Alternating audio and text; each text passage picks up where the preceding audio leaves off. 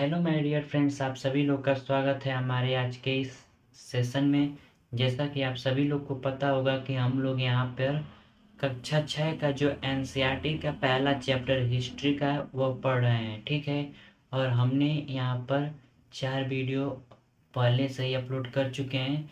तो 4 वीडियो का जो हम लोग का लास्ट वाला लेक्चर था उसमें हम लोगों ने देखा था कि हमारे भारत का नाम कैसे पड़ा, यानी हमारे देश का नाम भारत और इंडिया कैसे पड़ा। इस टॉपिक पे हम लोगों ने डिस्कस किया था।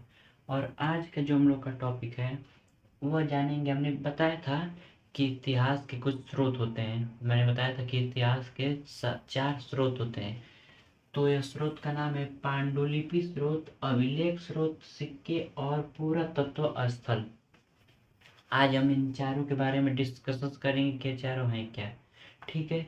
तो सबसे पहले तो हम लिखते हैं पांडुलिपि। इन तीनों को मिटा देते हैं, बारी बारी समझेंगे, ठीक है। तो देखिए पांडुलिपि क्या होता है। तो देखिए पांडुलिपि वह होता है जो, अरे पांडुलिपि ऐसे कह सकते हैं ना कि हाथ से लिखी गई किताब को, हाथ से लिखी गई किताब को पांडुलिपि कहते हैं। सोचिए जब हमारे देश में जब प्रिंट वाली मशीन यानी छपाई वाली मशीन नहीं आई थी, उससे पहले जो किताब लिखी जाती थी, मतलब हम लोग को अभी तो पता चलता है ना कि पहले क्या क्या हुआ था। किसके माध्यम से पता चलता है? उस किताब के माध्यम से चलता है जो हाथ से लिखी गई थी। तो जो हाथ से लिखी जाती थी किताब ना, उसे हम लोग पांडुलिपि कहते थे।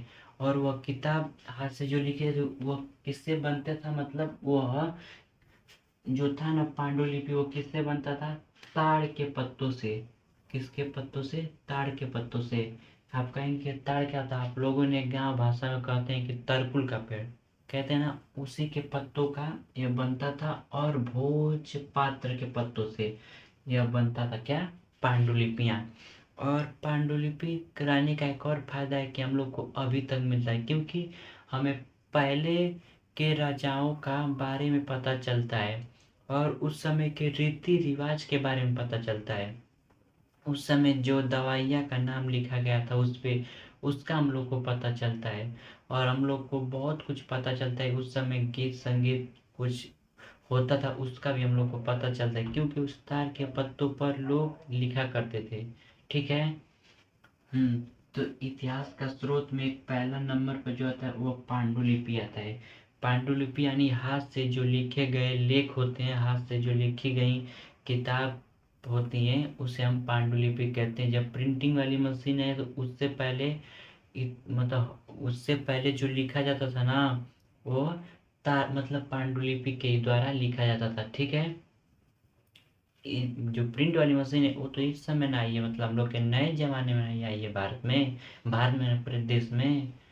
जब नहीं आई थी प्रिंट वाली मशीन, छपाई वाली मशीन नहीं थी, उससे पहले पांडुलिपि से हाथ मतलब हाथ से जो लिखा जाता था उसी को पांडुलिपि कहते हैं, ठीक है। हम्म। अब दूसरा नंबर पे जो है ना वो है अभिलेख।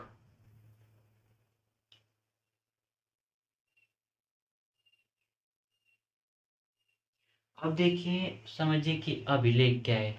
देखिए अभिलेख वह है, अरे किसी पत्थर पर कुछ सूचना लिख देना या कुछ बातें लिख देना वो अभिलेख कहलाता है।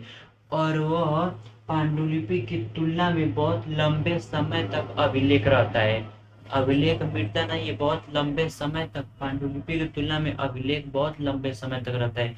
अक्सर अभिलेख का प्रयोग न राजा महाराजा अपना नए नए सुविचार या अपनी जो नया नया क्या जारी करते हैं अपने देश में नियम लागू करते हैं वो, या कोई किसी व्यक्ति का अच्छे काम और कुछ नई नई बातें अभिलेख पर लिखा करते थे। और वह लिखा करते थे कि हमारे देश की अर्थव्यवस्था कैसी है, हमारे देश का कैसा चले, यानी अच्छी बातें लिखा करते थे कि जो लंबे समय तक रहे और लोगों को देखे तो उनको जानकारियां मिल जाया करे, ठीक है। वही अभिलेख कहलाता है, क्योंकि अभिलेख जो होता है ना वो किसी पत्थर पर लिखा जाता है, ठीक है। पत्थर पे लिखा जाता है कि और वो लंबे समय तक रहा जाए और किसी राजा किसी व्यक्ति का बड़ाई करना होता, जो अच्छे काम करते थे उनका बड़ाई करना होता था, उनको सबके सामने मतलब उनको पूरा सबके सामने सम्मान देना होता था, तो अभिलेख पर लिख देते थे। ठीक है, अभिलेख पर जो लिखा हुआ लेख कई वर्षों तक टिका रहता था और उसको लोगों को जानकारी उससे मिला करती थी। तो अभिलेख वही है। ठीक, यानी साफ साफ भाषा में कहें तो पत्थर पे जो लिखा जाने वाला लेख होता था उसे अभिलेख कहते थे। उसे राजा महाराजा अक्सर लिखा करते थे, अपने प्रजा की जो नए नए अपने प्रजा के लिए जो नए नए रूल नियम निकालते थे वह लिखा करते थे, और किसी का बड़ाई करने के लिए रहता था वो लिखा करते थे। ठीक है। अब तीसरा है सिक्के।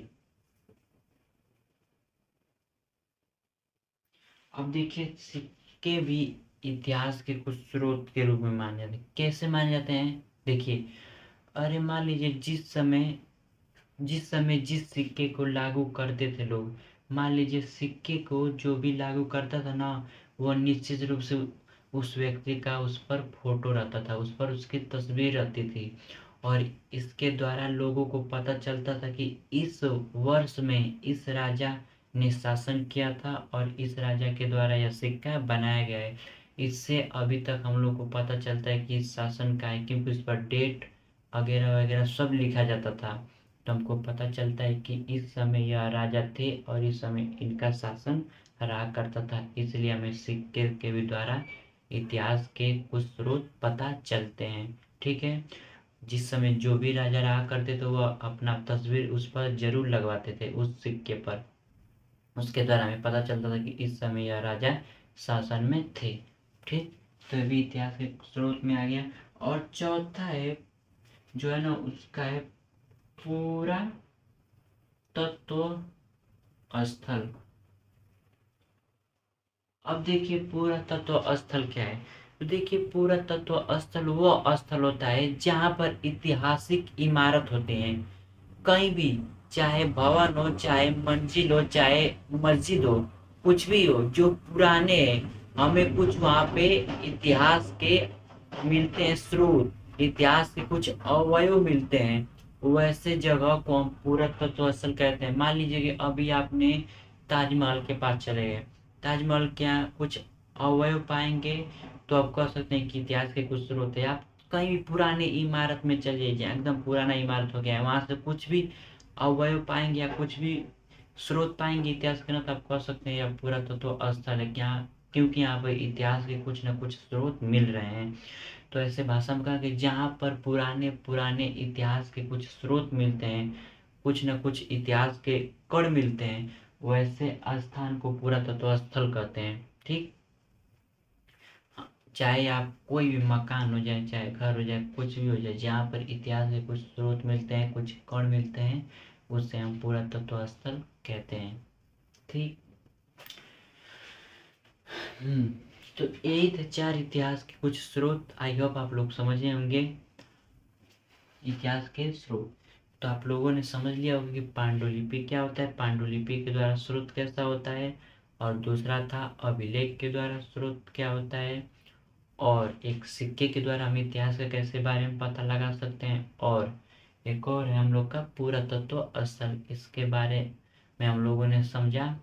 ठीक है, तो आप लोग समझ चुके होंगे।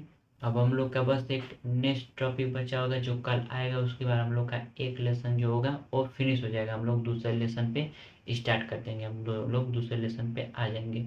ठीक है, तो आप इसका शॉर्ट स्क्रीन लेना चाहते हैं तो ले सकते हैं।